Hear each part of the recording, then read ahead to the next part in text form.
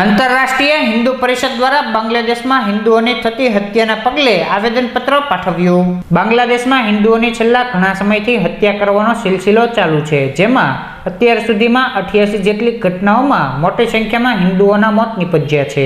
જેના અનુસંધાને ભાવનગર ખાતે આંતરરાષ્ટ્રીય હિન્દુ પરિષદ દ્વારા કલેક્ટર કચેરી ખાતે આવેદનપત્ર પાઠવી યોગ્ય કાર્યવાહી કરવાની માંગ કરવામાં આવી હતી।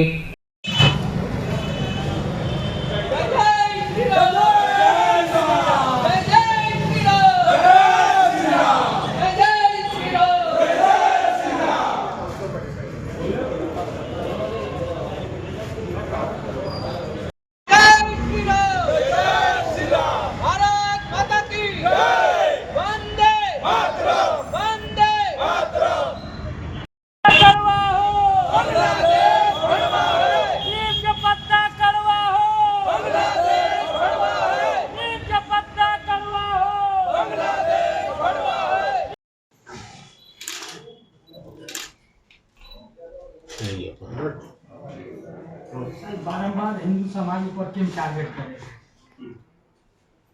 એટલે તમને હું હવા આવ્યા હતા ના એ તો આવેદન જે જોયું છે આપણે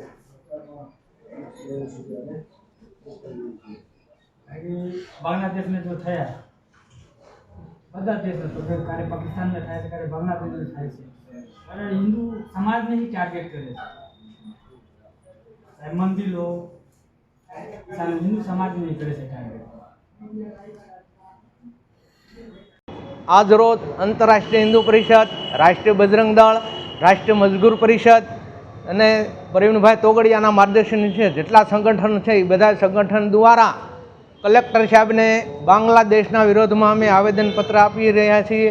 આજના કાર્યક્રમમાં અમારા આંતરરાષ્ટ્રીય હિન્દુ પરિષદના મહાનગરના કાર્યકારી અધ્યક્ષ સુશીલભાઈ વિશ્વકર્મા, રાષ્ટ્રીય બજરંગ દળના અધ્યક્ષ દિનેશભાઈ મોરિયા, રાષ્ટ્રીય બજરંગ દળના મહામંત્રી દીપુભાઈ યાદવ, રાષ્ટ્રીય મજદૂર પરિષદના અધ્યક્ષ ગિરીશભાઈ સોહાની, રાષ્ટ્રીય સુરક્ષા પ્રમુખ અચ્છાલાલભાઈ યાદવ, ઉત્તર ભારતીય સંગઠનના વગેરે કાર્યકર્તાઓ દ્વારા આજ રોજ કલેક્ટર સાહેબને બાંગ્લાદેશમાં જે હિન્દુ સમાજ ઉપર જે અત્યાચાર થઈ રહ્યો છે એના વિરોધમાં અમે કલેક્ટર સાહેબને આવેદનપત્ર આપીએ છીએ।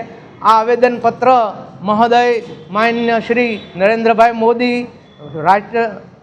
રાષ્ટ્ર સુરક્ષા પ્રમુખ શ્રી અમિતભાઈ શાહ વગેરેને વિનંતી કરીએ છીએ કે બાંગ્લાદેશમાં જે હિન્દુ સમાજ ઉપર જે અત્યાચાર થઈ રહ્યો છે તો તમે કેમ સુનમન બેઠા છો?